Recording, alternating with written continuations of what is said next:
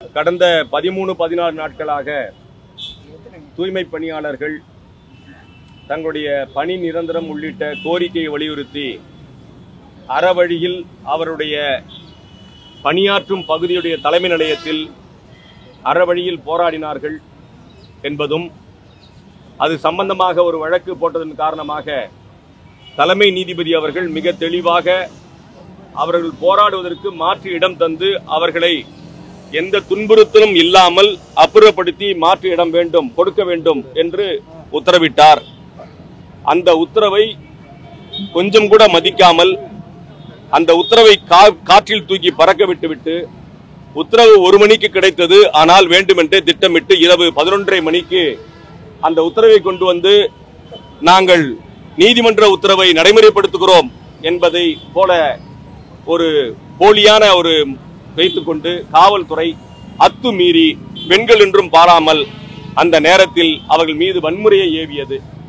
குறிப்பாக வழக்குரைஞர் பாரதி, வழக்குரைஞர் மோகன், வழக்குரைஞர் ராஜ்குமார், வழக்குரைஞர் சுரேஷ், வழக்குரைஞர் ஆர்த்தி உள்ளிட்ட 6 வழக்கறிஞர் மீதும் சட்டக்கல்லூரி மாணவர்கள் அவர்கள் மீதும் வழக்குகளை புனைவு செய்திருந்தார்கள். அது சம்பந்தமாக சென்னை உயர்நீதிமன்ற வழக்கறிஞருடைய சங்கத்தின் பொறுப்பாளர்களும் வழக்கறிஞர் சங்கத்தினுடைய முன்னணி பொறுப்பாளர்களும் ஏபிஎஸ் கார்பஸ் ரிட் மனுவை தாக்கல் செய்து அந்த ஏபிஎஸ் கார்பஸ் ரிட் மனுவில் நீதியரசர்கள் மிக தெளிவாக வழக்கறிஞர்களை போராடுகின்ற மக்களுக்கு ஆதரவாக இருக்கின்ற வழக்கறிஞர்களை ஏன் கைது செய்கிறீர்கள் நீங்கள் என்று கேட்டு உடனடியாக 6 பேரையும் விடுதலை செய்ய வேண்டும் என்று உத்தரவிட்டார்கள்.